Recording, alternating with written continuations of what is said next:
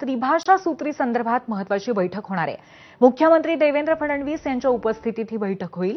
मुख्यमंत्री, दोन्ही उपमुख्यमंत्री आणि सचिव सुद्धा बैठकीला उपस्थित राहतील। हिंदी भाषेला मनसे तसंच सामाजिक कार्यकर्ते, लेखक आणि साहित्यिकांनी सुद्धा विरोध दर्शवलाय। सरकार आपली भूमिका या अनुषंगाने स्पष्ट करण्याची शक्यता आहे।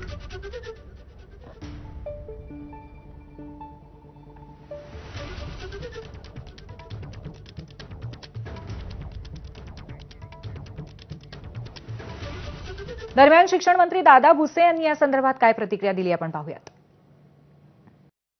तिसरी भाषेच्या संदर्भामध्ये जो शासन निर्णय निघालेला आहे त्याच्यामध्ये तिसऱ्या भाषेच्या संदर्भात कुठेही कंपल्सरी अनिवार्य असा शब्द नाही।